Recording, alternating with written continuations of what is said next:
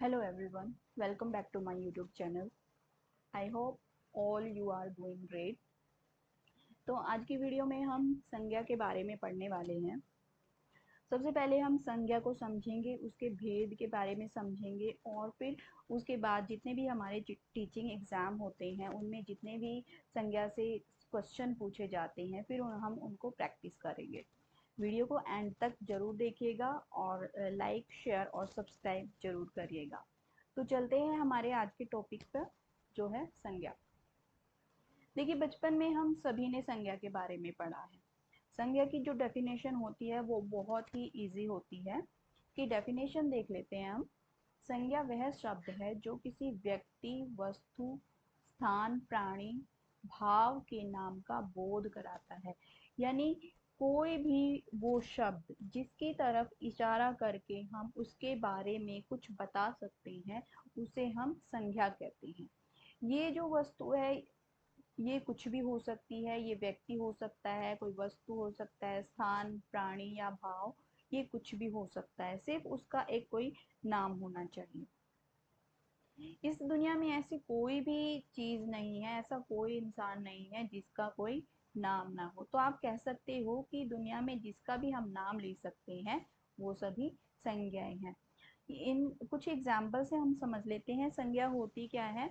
यहाँ पर देखिए व्यक्तियों के नाम यहाँ पर दिए गए हैं, जैसे राम, श्याम, सीता, मोहन, महात्मा गांधी, विद्यार्थी, डॉक्टर, आपका नाम, मेरा नाम, ये सभी संज्ञाएं हैं।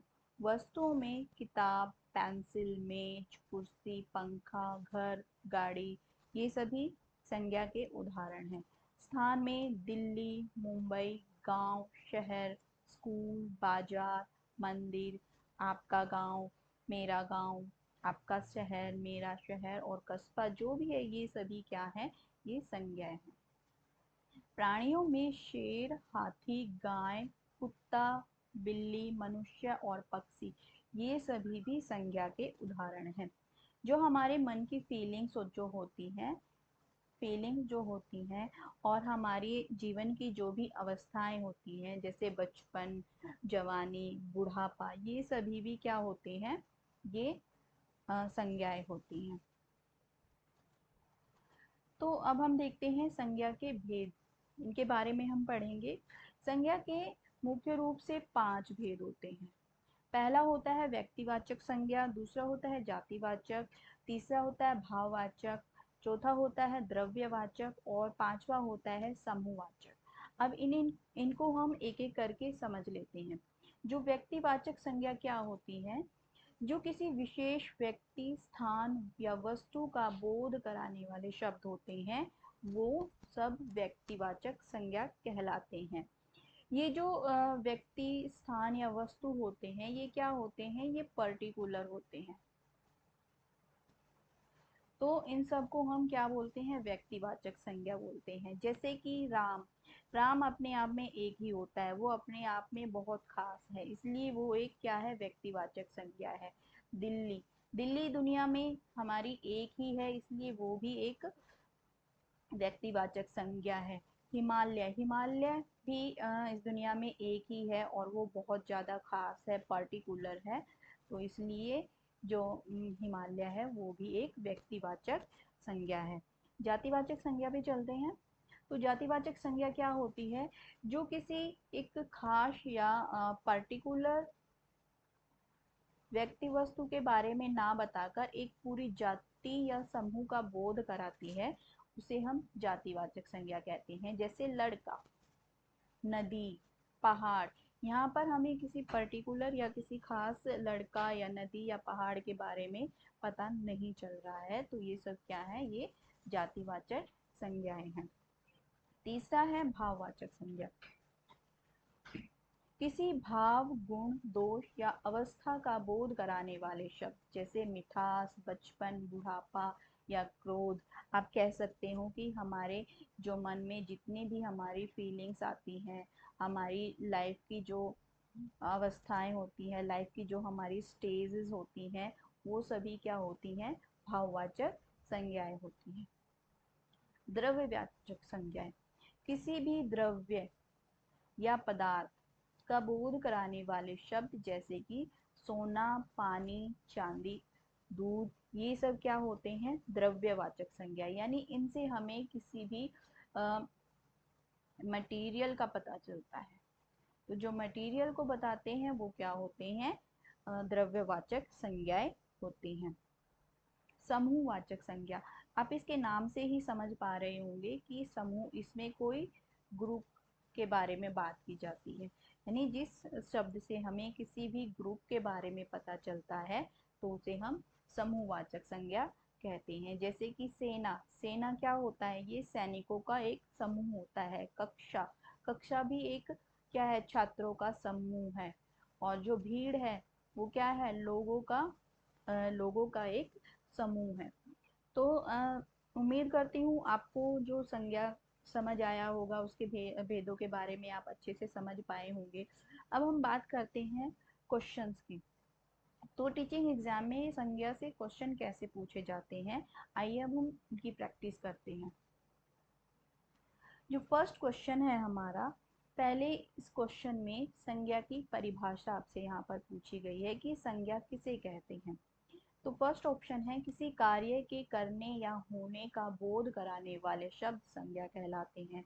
दूसरा ऑप्शन है किसी व्यक्ति, वस्तु, स्थान या भाव के नाम का बोध कराने वाले शब्द संज्ञा कहलाते हैं। तीसरा है जो शब्द क्रिया की विशेषता बताते हैं वो संज्ञा कहलाते हैं। और चौथा है जो शब्द संज्ञा या सर्वनाम के स्थान पर प्रयोग होते हैं वो संज्ञा कहलाते हैं। तो इनमें से हमारा जो बी ऑप्शन है वो हमारा करेक्ट आंसर है, क्योंकि अभी थोड़ी देर पहले हमने डिस्कस किया था कि कोई भी नाम है, कोई भी नाम, वो सब क्या होते हैं? संज्ञा। और इस ऑप्शन में यही दिया गया है कि नाम किसी व्यक्ति, वस्तु, स्थान या भाव का नाम। तो ऑप्शन बी हमारा करेक्ट हो जाएगा। जो ऑप्शन ए है किसी कार्य के करने या होने का बोध कराने वाले शब्द, उनको हम क्रिया कहते हैं। और जो ये थर्ड ऑप्शन है जो शब्द क्रिया की विशेषता बताते हैं तो उनको हम कहते हैं क्रिया विशेषण। और जो लास्ट ऑप्शन है हमारा, जो शब्द संज्ञा या सर्वनाम के स्थान पर प्रयोग होते हैं, सॉरी, जो शब्द संज्ञा के स्थान पर प्रयोग होते हैं उन्हें हम सर्वनाम कहते हैं। नेक्स्ट क्वेश्चन हम देख लेते हैं। नेक्स्ट क्वेश्चन है हमारा, निम्नलिखित में से कौन सा शब्द व्यक्तिवाचक संज्ञा है? इसमें हमें व्यक्तिवाचक संज्ञा के बारे में बताना है। ऑप्शन आ गाय, पहाड़, गंगा, पुस्तक। तो इनमें इन चारों में से व्यक्तिवाचक संज्ञा क्या होगा? अभी हमने पढ़ा कि जो व्यक्तिवाचक संज्ञा होता है वो किसी पर्टिकुलर या फिर आप कह सकते हो किसी खास व्यक्ति, वस्तु या स्थान का नाम होता है। तो इसमें क्या है, देखिए जो सी ऑप्शन है हमारा, गंगा, ये एक नदी का नाम है जिसे हम पूज्य मानते हैं। ये एक पर्टिकुलर है, बहुत खास है हमारे लिए, तो ये एक व्यक्तिवाचक संज्ञा है। नेक्स्ट क्वेश्चन देखते हैं। बुढ़ापा में कौन सी संज्ञा यहाँ पर दी गई है? अभी हमने डिस्कस किया था कि जो हमारी लाइफ स्टेजेस होती हैं, यानी हमारी जो जीवन की अवस्थाएं होती है, वो किसके अंतर्गत आती हैं? वो जीवन की जो अवस्था होती है, यानी कि जो बुढ़ापा है, बचपना है, जवानी है, ये सब हमारी आती है भाववाचक संज्ञा के अंतर्गत। तो इसका ऑप्शन सी करेक्ट आंसर हो जाएगा। फोर्थ क्वेश्चन, सेना शब्द किस प्रकार की संज्ञा का उदाहरण है? सेना, सेना शब्द किस प्रकार की संज्ञा का उदाहरण है? तो ऑप्शन दिए गए हैं व्यक्तिवाचक, जातिवाचक, भाववाचक और समूहवाचक। देखिए सेना क्या होता है, अभी हमने बात की थी कि जो सेना होती है वो सैनिकों का समूह होता है। और जो समूह के बारे में बताता है उसे हम समूहवाचक संज्ञा कहते हैं। तो इसलिए जो ऑप्शन डी है वो हमारा राइट आंसर हो जाएगा। नेक्स्ट क्वेश्चन देखते हैं। दूध शब्द में कौन सी संज्ञा दी गई है? जो दूध, ऑप्शंस देखते हैं, जातिवाचक, व्यक्तिवाचक, भाववाचक या द्रव्यवाचक। जो दूध है वो एक पदार्थ है, और जो किसी भी पदार्थ या तरल वस्तु के बारे में हमें बताते हैं उन्हें हम द्रव्यवाचक संज्ञा कहते हैं। तो option D is right answer. Next question पे चल देते हैं। निम्नलिखित में से कौन सा शब्द जातिवाचक संज्ञा का उदाहरण है? अभी हमने डिस्कस किया सब जातिवाचक संज्ञा होती क्या है। जो जातिवाचक संज्ञा होती है वो पूरी जाति के बारे में हमें बताती है। तो ऑप्शन को देख के बताते हैं कौन सा है आंसर। रामचरितमानस, मनुष्य, दिल्ली और ईमानदारी। देखिए, जो ईमानदारी है वो एक भाववाचक संज्ञा है। जो दिल्ली है वो किसी एक शहर का नाम यहाँ पर दिया गया है, यानी पर्टिकुलर प्लेस का, जगह का नाम है। तो ये क्या होगा, ये व्यक्तिवाचक संज्ञा होगा। जो मनुष्य है वो भाई हमें पूरी जाति का बोध करा रहा है। तो ये हमारा बी ऑप्शन करेक्ट हो जाएगा। रामचरितमानस की बात करें तो ये भी पर्टिकुलर है, बहुत खास है। तो ये क्या होगा, ये व्यक्तिवाचक संज्ञा होगा।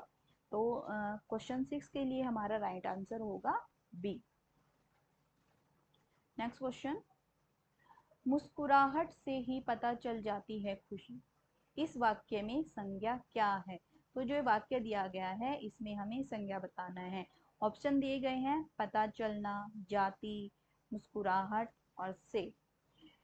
तो इन ऑप्शन में से हमें बताना है कि संज्ञा इनमें से कौन सी है। तो जो ऑप्शन सी है मुस्कुराहट, वो एक संज्ञा का यहाँ पर उदाहरण है। और कौन सा भेद है ये संज्ञा का, ये भाववाचक संज्ञा का भेद दिया गया है यहाँ पर। Next question. कक्षा शब्द में कौन सी संज्ञा है? कक्षा व्यक्तिवाचक संज्ञा, जातिवाचक संज्ञा, भाववाचक संज्ञा और समूहवाचक संज्ञा। कक्षा में देखिए क्या होता है, कक्षा जो है वो छात्रों का समूह होता है। छात्रों का समूह, समूह के बारे में बताया जा रहा है। तो राइट ऑप्शन होगा डी, समूहवाचक संज्ञा। Next question. पशुता शब्द किसका उदाहरण दिया गया है? व्यक्तिवाचक संज्ञा, जातिवाचक, भाववाचक और समूहवाचक। देखिए, पशुता क्या होता है, ये किसी का गुण या दोष हो सकता है, ठीक है। और जो गुण या दोष के बारे में बताता है वो होता है भाववाचक संज्ञा, यानी कि C option is the right answer. Next question देखते हैं हमारा क्या दिया गया है। जिस संज्ञा से किसी पदार्थ में पाए जाने वाले किसी धर्म का बोध होता है उसे क्या कहते हैं? तो ये जो धर्म होता है ये रिलीजन वाला धर्म नहीं है, ये किसी गुण या दोष वाला धर्म यहाँ पर दिया गया है। तो अभी पिछले क्वेश्चन में हमने बात की कि गुण या दोष के बारे में बताने वाले शब्द कौन से शब्द होते हैं, वो भाववाचक संज्ञा होते हैं। नेक्स्ट क्वेश्चन पे चलते हैं। हिमालय कौन सी संज्ञा है? जातिवाचक संज्ञा, व्यक्तिवाचक, भाववाचक और समूहवाचक। देखिए, हिमालय नाम से आपको पता चल रहा होगा कि ये किसी पर्टिकुलर थिंग का नाम यहाँ पर दिया गया है। और जो पर्टिकुलर चीजें होती हैं उनको हम क्या बोलते हैं, उन्हें हम व्यक्तिवाचक संज्ञा बोलते हैं। तो इसका राइट आंसर होगा बी। लड़कपन किस प्रकार की संज्ञा है? लड़कपन, तो ऑप्शन आ जातिवाचक, व्यक्तिवाचक, भाववाचक संज्ञा और द्रव्यवाचक संज्ञा। तो लड़कपन जो है वो भाववाचक संज्ञा का उदाहरण है। इसका राइट आंसर होगा सी। निम्नलिखित में से किस विकल्प में सभी शब्द व्यक्तिवाचक संज्ञाएं हैं? यहाँ पर कुछ शब्द दिए गए हैं, तो हमें बताना है कि कौन सा ऑप्शन है जिसमें सभी शब्द व्यक्तिवाचक संज्ञा है। तो ऑप्शंस हम देख लेते हैं। पहला है राम, रामचरितमानस, गंगा। दूसरा कृष्ण, कामायनी, मिठास। थर्ड इज लखनऊ, आम, बुढ़ापा। गाय, फल और नदी। देखिए ये जो एग्जाम्पल यहाँ पर दिए गए हैं, गाय, फल और नदी, ये जातिवाचक संज्ञा के उदाहरण हैं सभी। और जो ये है लखनऊ, जो लखनऊ है वो व्यक्तिवाचक संज्ञा का उदाहरण है। जो आम है वो भी जातिवाचक संज्ञा का उदाहरण है। और जो बुढ़ापा है वो एक भाववाचक संज्ञा का उदाहरण है। तो ये भी करेक्ट ऑप्शन नहीं होगा। ऑप्शन बी देखते हैं। जो कृष्ण है वो व्यक्तिवाचक संज्ञा है, कामायनी भी व्यक्तिवाचक संज्ञा है, और जो मिठास यहाँ पर दिया गया है वो एक भाववाचक संज्ञा है। तो ये ऑप्शन भी गलत है। और तो बचता है ऑप्शन ए। इसमें जो नाम दिए गए हैं राम, रामचरितमानस और गंगा, ये सभी व्यक्तिवाचक संज्ञा के उदाहरण हैं। तो नेक्स्ट क्वेश्चन पे चलते हैं। घी कौन सी संज्ञा है? व्यक्तिवाचक, भाववाचक, जातिवाचक और द्रव्यवाचक। घी क्या है? घी एक पदार्थ है, एक मटेरियल है, और जिन शब्दों से किसी पदार्थ का पता चलता है वो शब्द द्रव्यवाचक संज्ञा कहलाते हैं। इसलिए हमारा करेक्ट ऑप्शन होगा डी। Next question. निम्नलिखित में कौन सा शब्द भाववाचक संज्ञा नहीं है? तो दिए गए ऑप्शन में से हमें बताना है कि कौन सा शब्द भाववाचक संज्ञा का उदाहरण नहीं है। बचपन, पढ़ाई, पुस्तक और सुंदरता। जो बचपन होता है वो भी भाववाचक संज्ञा है, पढ़ाई भी भाववाचक संज्ञा है। जो पुस्तक है वो भाववाचक नहीं है, वो एक जातिवाचक संज्ञा है। सुंदरता भी भाववाचक संज्ञा का उदाहरण है। तो इसलिए हमारा सी राइट ऑप्शन हो जाएगा। नेक्स्ट क्वेश्चन देखते हैं। भीड़ शब्द किस संज्ञा का उदाहरण है? व्यक्तिवाचक, जातिवाचक, भाववाचक और समूहवाचक। जो भीड़ है वो क्या होता है? लोगों का समूह होता है, लोगों का समूह। और समूह के बारे में जो शब्द जो बताता है वो क्या होता है? वो समूहवाचक संज्ञा होता है। इसलिए D is the right option. Next question. पानी शब्द में कौन सी संज्ञा है? पानी क्या होता है? पानी एक पदार्थ होता है, और जो पदार्थों के बारे में बताते हैं वो क्या होती हैं? वो द्रव्यवाचक संज्ञाएं कहलाती हैं। नेक्स्ट क्वेश्चन पे चलते हैं। जिस संज्ञा शब्द से किसी एक ही व्यक्ति या वस्तु का बोध हो उसे हम क्या कहते हैं? यानी किसी एक ही व्यक्ति, वस्तु, और वो भी पर्टिकुलर। यानी एक ही वस्तु मतलब दुनिया में उसके जैसा कोई नहीं है, वो सिर्फ अकेला है। तो ऐसे जो संज्ञाएं होती हैं वो क्या होती हैं? ऑप्शन है जातिवाचक, व्यक्तिवाचक, भाववाचक और समूहवाचक। जो एक ही वस्तु या व्यक्ति होते हैं वो सभी क्या होते हैं? वो व्यक्तिवाचक संज्ञाएं कहलाती हैं। तो B is the right option. मित्रता शब्द है। जो मित्रता शब्द यहाँ पर दिया गया है उसके बारे में बताना हमें कौन सी संज्ञा है? व्यक्तिवाचक, जातिवाचक, भाववाचक और द्रव्यवाचक। मित्रता, मित्रता को आप कह सकते हैं ये हमारी एक फीलिंग होती है, हम इसे देख नहीं सकते, ना हम इसे छू सकते हैं। तो जो ऐसी संज्ञाएं होती हैं उन्हें हम भाववाचक संज्ञाएं कहते हैं। Next question. महाभारत कौन सी संज्ञा है? जातिवाचक, व्यक्तिवाचक, भाववाचक और समूहवाचक। जो महाभारत है वो बताना हमें कौन सी संज्ञा है। देखिए महाभारत है ये जो बहुत ही पर्टिकुलर है, ये दुनिया में एक ही है, और जो एक ही व्यक्ति और वस्तु के बारे में बताता है वो व्यक्तिवाचक संज्ञाएं कहलाती हैं। Next question. निम्नलिखित में से जातिवाचक संज्ञा का उदाहरण कौन सा दिया गया है? ऑप्शन आ गंगा, मोहन, नदी और दिल्ली। जातिवाचक के बारे में हमें यहाँ पे बताना है। देखिए गंगा एक है, मोहन भी एक होगा, जो दिल्ली है वो भी एक ही है। नदी, नदियां बहुत सारी हो सकती हैं, तो नदी क्या होगा? जातिवाचक संज्ञा हो जाएगा। जातिवाचक संज्ञा का उदाहरण है नदी। नेक्स्ट क्वेश्चन, मिठास किस प्रकार की संज्ञा है और यह किससे बना है? मिठास क्या होता है? मिठास को हम देख नहीं सकते, छू नहीं सकते, सिर्फ इसे हम फील कर सकते हैं। और जो फील कर सकते हैं हम, जिसे महसूस कर सकते हैं, वो क्या होती है? वो भाववाचक संज्ञा होती है। और जो मिठास है वो किस शब्द से बनी है? वो बनी है मीठा से। मीठा क्या है? एक विशेषण है। तो इस क्वेश्चन का राइट ऑप्शन होगा ए, मीठा एक विशेषण है और ये एक भाववाचक संज्ञा है। नेक्स्ट क्वेश्चन, सोना धातु शब्द में कौन सी संज्ञा है? जातिवाचक, व्यक्तिवाचक, भाववाचक और द्रव्यवाचक। सोना जो होता है वो क्या होता है? एक पदार्थ होता है, और जो पदार्थों के बारे में हमें बताता है वो होता है द्रव्यवाचक संज्ञा। तो D is the correct option. Next question, पंडित शब्द से बनी भाववाचक संज्ञा क्या होगी?